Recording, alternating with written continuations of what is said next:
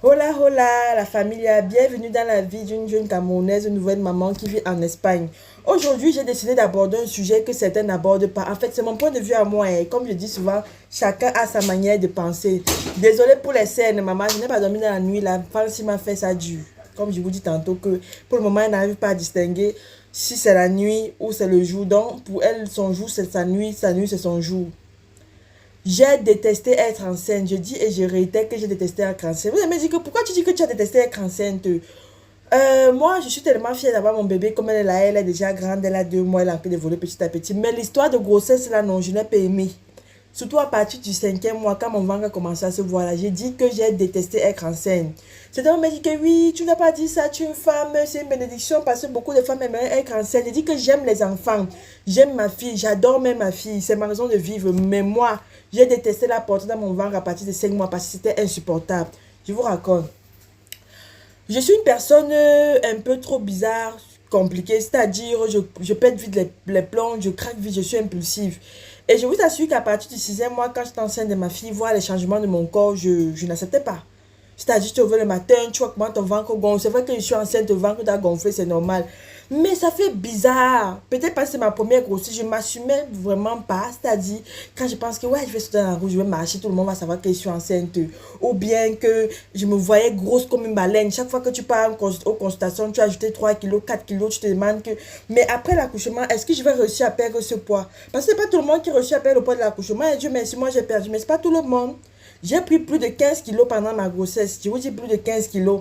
J'ai fait 1 m 75, j'étais à 70 kilos. Mais avec la grossesse, j'étais à 85 kilos. Et je vous dis que j'ai accouché avant, à 46 semaines. Imaginez-vous si j'atteignais le terme à 41 semaines. Je devais être à combien de kilos? 100 kilos. Ça devait donner quoi? Oui, vous allez me dire, c'est pas normal et tout, mais ce sont les processus, ce sont les étapes de la vie. Quand une femme accouche, le corps change et tout. Mais je vous assure que tout le monde n'a pas le même mental d'accepter ça. Moi, personnellement, j'étais en dépression tout le temps parce que je me disais, si mon corps change vraiment comme je... Si ça se gâte vraiment, je vais faire comment? Je vais devenir comme, comment? Désolée, je suis personne très attachée son... Je suis personne très attachée à mon physique. Elle me dit c'est pas normal. Parce que tout est vanité. Je peux faire l'accident là, je me coupe un pied ou bien je fais ceci. C'est vrai, vous avez raison. Mais aucun être humain n'est parfait. Raison pour laquelle je préfère venir vous dire ça ici. Que moi, mon physique, c'est quelque chose que je ne blague pas avec.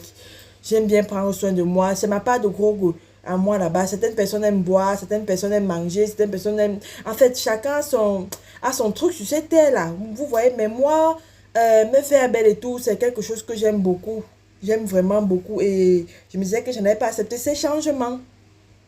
Mais quand la grossesse a commencé à évoluer, je vois d'abord comment je grossis. Hey, maman, il commence à suivre les vidéos sur TikTok. TikTok chromatise.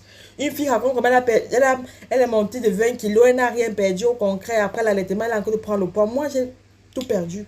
Quand je suis sortie de l'accouchement, de la salle d'accouchement, on m'a pesé. J'avais déjà perdu au moins 7 kilos.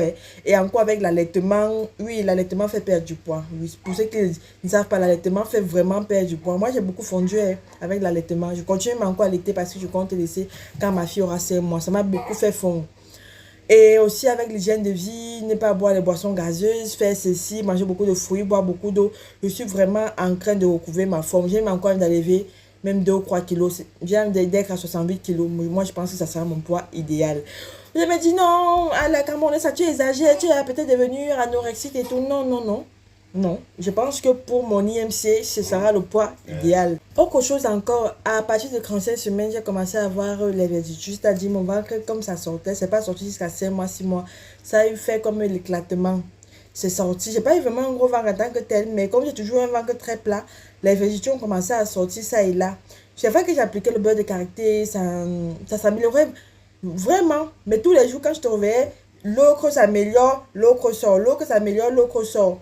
Il fallait être en perpétuel combat. J'ai dit que je respecte les femmes qui ont les 3 4 5 enfants. Je vous donne le chapeau. J'ai dit que je vous donne le chapeau. L'étape là est très difficile. Quand j'ai fini d'accoucher, première chose que j'ai fait, allez regarder mon ventre. C'est vrai que la sage-femme qui m'a fait accoucher m'a même fait un commentaire Elle a dit en espagnol que t'es quedado sin gripa. Ça veut dire que tu es resté sans ventre. Mais moi, je voyais mon ventre, c'était flasque et tout. Je ne croyais pas. Je suis allée me mirer, j'ai commencé à pleurer. Mon ventre n'était pas si gros que ça. C'était presque plat. Mais la façon dont c'était moumou là, un peu, je me disais que, hey, l'histoire se va revenir comme avant. J'ai demandé à une infirmière qui regarde mon ventre. Elle me dit que toi, tu n'as même rien. Les femmes qui sortent encore ici, comme si elles sont enceintes de 9 mois, toi, tu as la chance. Ton bébé t'a même trop respecté. Je n'ai même pas eu de masque de grossesse et tout. Mais même jusque-là, c'était traumatisant. Donc, quand je vois qu'ils deviennent souvent comme les monstres, là, c'est-à-dire le masque et les boutons et le poids et tout ça là, elles font comment? Vous faites comment, maman? Pour remonter, pour vous reprendre après. Parce que moi, j'ai un mental très faible. Très faible même. Raison pour laquelle j'ai dit non. Donnez le chapeau aux femmes. Donnons le chapeau aux femmes. Porter la vie n'est pas facile. Quand vous voyez une femme avec un enfant, 2, 3, 4, 5, 6, 7, peu importe le nom, respect. Respect à nous les femmes, chapeau. Il faut passer par cette expérience-là pour essayer un peu de croire. Moi, je peux faire 1000 fois avoir mon enfant hors de mon ventre, c'est-à-dire comme elle est là, elle pleure, je peux la porter et tout et tout. Moi, je peux prendre soin de moi, je vois comment ils sont en train de m'améliorer au fur et à mesure que les jours passent, oui. Mais dans le ventre, là, non. La raison pour laquelle je réfléchis pour un deuxième. J'ai bien envie d'un deuxième, pourquoi pas d'un troisième, mais est-ce que ces grossesses seront comme la première? C'est vrai que la première m'a respecté, mais j'ai été traumatisée. Si d'autres viennent alors me faire pire que elle, je vais faire comment? Je ne vais pas tomber dans une dépression totale sans sortir. Donc, c'est un peu tout par rapport à mon point de vue sur ça. J'ai détesté être enceinte, mais j'adore mon enfant et je veux encore d'autres enfants. Je ne sais donc pas comment je vais faire. Merci à tous ceux qui sont abonnés à ma page, qui me soutiennent tous les jours à travers un like, un partage. Comme vous le savez si bien, vous êtes les meilleurs, vous êtes adorables. On se dit à très bientôt pour une nouvelle vidéo. Prenez soin de vous. Bisous et hasta luego.